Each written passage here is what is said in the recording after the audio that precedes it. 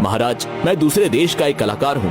आपके दरबार की कीर्ति देखकर मैं यहाँ आ पहुँचा हूँ। तुम्हारा स्वागत है। तुम क्या चाहते हो?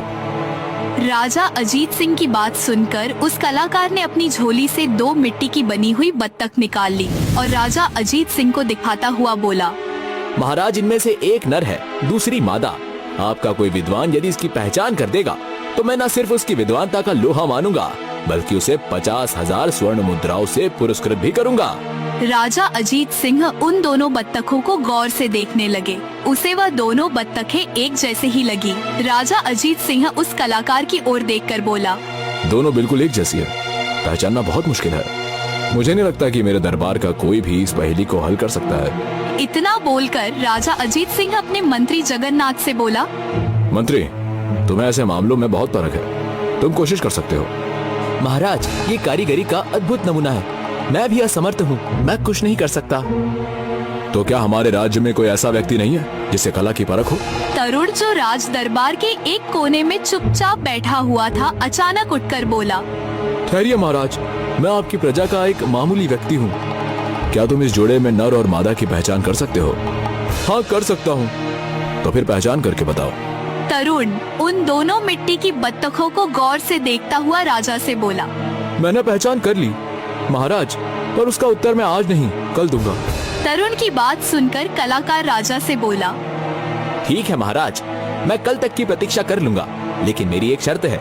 यदि यह कल तक पहचान न कर सका तो इसे हर जाने के तौर पर उल्टा मुझे 50,000 स्वर्ण मुद्राएं देनी होगी। मुझे स्वीकार है। इतना बोलकर तरुण महल से बाहर निकल गया और रात में सारी घटना विनीता को बताता हुआ बोला, वो दोनों बत्तखें बिल्कुल एक जैसी है। तुमने बहुत अच्छा किया तरुण, उनकी पहचान करना बहुत आसान है। परंतु वो कैसे? विनीता कान में तरुण को कुछ बताने लगी। अगले दिन तरुण दरबार में पहुंचकर राजा से बोला, महाराज, वो दोनों बत्तखें मुझे दे दीजिए। कलाकार ने तुरंत वह दोनों बत्तखें तरुण के हाथों में पकड़ा दी। तरुण उन दोनों बत्तखों को गौर से देखकर एक बत्तख की ओर देखकर बोला, धागा बीच में ही अटक गया, इसका मतलब ये नर है और दूसरी बत्तख के कान में धागा पिरोया गया है और धागा कान के आर पार हो गया है, इसका मतलब ये मादा है। महाराज, इनमें से मेरे दाएं हाथ वाली बत्तख मादा है और बाएं हाथ वाला नर है। राजा कलाकार से बोला, क्या तरुण ने जो बताया वो सच है? कलाकार बुरी तरह से चौंकता हुआ बोला, बिल्कुल सत्य है महाराज, मैंने दोनों में इतना ही फर्क रखा था जिसे इस नौजवान ने पहचान लिया। तुम शर्त जीत गए तरुण, मेरी तरफ से 50,000 स्वर्ण मुद्राओं का पुरस्कार ग्रहण करो। तरुण ने 50,000 स्वर्ण मुद्राओं की पोटली पकड़ ली। राजा तरुण से बोला, हमें बताओ, तुमने बत्तखों में फर्क कैसे किया? महाराज, धारणा है कि परिंदों में मादा के कान के छेद खुले रहते हैं। कलाकार ने शायद इसी धारणा के अंतर्गत ही जोड़ा बनाया था, जिससे मैंने अनुमान से पहचान लिया। राजा अजीत सिंह कलाकार से बोला, क्यों कलाकार, क्या ऐसी बात थी? सही बात है महाराज, मैंने इसी धारणा के अंतर्गत दोनों नमूने तैयार किए थे। यह सुनकर राजा हंसता हुआ तरुण से बोला, तरुण, तुमने हमारा सर ऊंचा कर दिया, हमें तुम पर गर्व है। मांगो क्या मांगते हो, हम तुम्हारी एक इच्छा जरूर पूरी करेंगे। महाराज, समय आने पर मांगूंगा, अभी तो बस मेरी विनती यही है कि मुझे दरबार में बेरोक टोक आने जाने की आज्ञा प्रदान की जाए। तुम्हें आज्ञा दी जाती है। समय ऐसे ही बीतने लगा। धीरे धीरे इस बात को 5 वर्ष बीत गए। तरुण अब एक युवक बन चुका था।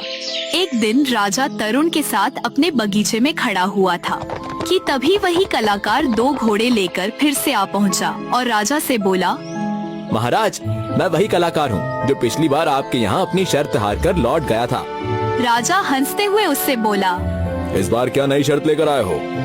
महाराज, मेरे पास ये 2 घोड़ियाँ हैं। ये जोड़ा बिल्कुल एक जैसा है। इनमें से एक घोड़ी है और दूसरी घोड़ी की माँ है। पहचान करिए कौन माँ है और कौन बेटी। शर्त पहले वाली है। राजा उन दोनों घोड़ियों को गौर से देखता हुआ बोला, इसमें तो रत्ती भर का भी फर्क नहीं दिख रहा। इतना बोलकर राजा तरुण से बोला, क्या तुम भी पहचान करने में असमर्थ हो तरुण? नहीं महाराज, मैं तो बस आपके आदेश की प्रतीक्षा कर रहा था। महाराज, मैं दोनों घोड़ियों का अच्छी तरह से निरीक्षण करना चाहता हूँ। प्रार्थना है कि आज रात मुझे दोनों घोड़ियों को घर ले जाने दिया जाए। यह सुनकर वह कलाकार बोला, मुझे कोई ऐतराज नहीं महाराज, ये चाहे तो शौक से दोनों घोड़ियों को आज रात अपने घर पे ले जा सकता है। तरुण उसी रात उन दोनों घोड़ियों को अपने घर पर ले गया और सारी घटना विनीता को बताता हुआ बोला, अब मैं इनमें से कैसे पहचान करूं कि कौन माँ है और कौन बेटी? यह सुनकर विनीता मुस्कुराती हुई बोली, बहुत आसान है इनकी पहचान करना, इधर कान लाओ। विनीता तरुण को कान में कुछ बताने लगी।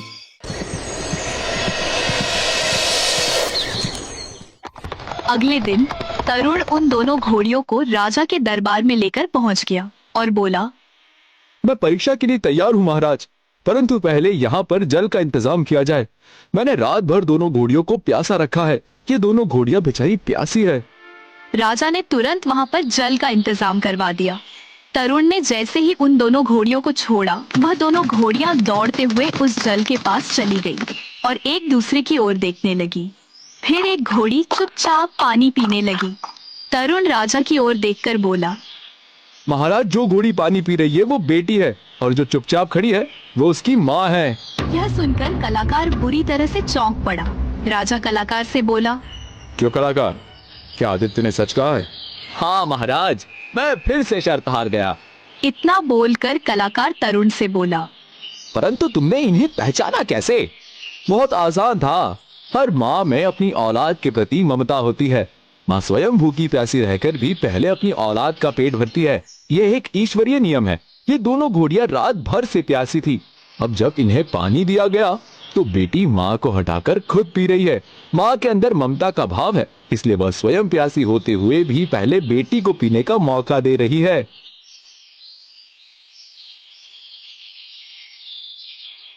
यह सुनकर राजमहल में तरुण की तरफ देखने लगे। कलाकार ने फिर से 50,000 स्वर्ण मुद्राओं की पोटली तरुण को पकड़ा दी। राजा खुश होते हुए तरुण से बोला, तरुण, तुमने 2 बार राज्य का सम्मान रखा और पुरस्कार भी जीते, परंतु मेरी इच्छा है कि मैं तीसरा पुरस्कार तुम्हें स्वयं दूंगा। बोलो, क्या मांगते हो? धन या राज दरबार में कोई प्रतिष्ठित पद? मुझे 1 दिन का समय दीजिए महाराज, मैं कल सोचकर बता दूंगा। तरुण उसी रात सारी घटना विनीता को बताते हुए बोला, महाराज मुझसे प्रसन्न होकर पुरस्कार देना चाहते हैं माँ। अब तुम बताओ, मैं उनसे क्या मांगू?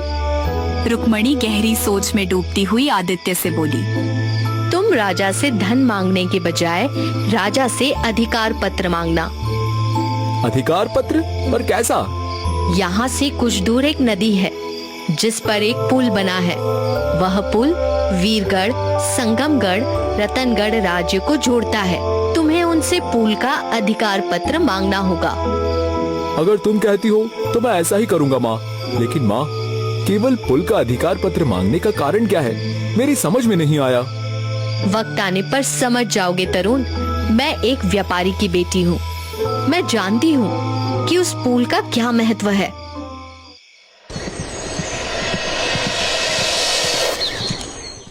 अगले दिन तरुण राजा से बोला, महाराज, मुझे उस पुल का अधिकार पत्र चाहिए जो पुल संगमगढ़, रतनगढ़ और वीरगढ़ राज्य को जोड़ता है। मैं चाहता हूँ कि अब उस पुल से आने जाने वाला कोई भी व्यक्ति या कोई भी बैलगाड़ी या कोई घोड़ा मेरी आज्ञा के बिना न गुजर सके। यह सुनकर राजा मुस्कुराते हुए बोला, केवल इतनी सी बात? हमें लगा कि तुम बहुत सारा धन मांगोगे। जाओ, हमने तुम्हें उस पुल का अधिकार दिया। राजा से उस पुल का अधिकार पत्र लेकर तरुण विनीता के पास आ पहुंचा। कुछ दिन बाद विनीता ने उस पुल के पास अपना रहने का एक आवास बना लिया और उस पुल पर यात्रियों, बैलगाड़ियों और चालकों को निर्देश जारी कर दिया कि अब से कोई भी सीमा शुल्क का बिना पुल में दाखिल नहीं हो सकता। तरुण उस दिन से 2 सैनिकों के साथ उस पुल पर रहने लगा और आने जाने वाली यात्रियों से कर वसूलने लगा। कुछ दिन बाद तरुण बहुत सारी स्वर्ण मुद्राएं लेकर विनीता के पास आकर बोला, आज तो चमत्कार हो गया। आज पुल से इतने यात्री और बैलगाड़ियां गुजरे कि संभालना मुश्किल हो गया। ये रही आज की सारी आमदनी। और एक शुभ सूचना और है माँ। कैसी शुभ सूचना? आज मैंने रतन मामा को संगमगढ़ में देखा। क्या तुमने उनसे बात की? क्या तुमने बताया कि अब हम यहाँ रहते हैं? हाँ माँ, मैंने उन्हें बताया और अपना घर भी दिखाया। उन्होंने मुझसे यही कहा कि वो आपसे मिलने अवश्य आएंगे। तरुण ने इतना कहा ही था कि तभी रतन वहाँ आ पहुँचा। रतन को देखकर विनीता रतन की ओर देखकर बोली, क्या हुआ रतन, सब कुछ ठीक तो है? हाँ, सब ठीक है। और मेरे पति कैसे हैं? सेठ जी कुछ महीनों पहले बहुत सारा धन कमा कर लौटे थे और तुरंत ही रतनगढ़ की खदान की ओर चले गए हैं। यह सुनकर विनीता बुरी तरह से चौंक पड़ी। रतनगढ़ जाने का रास्ता तो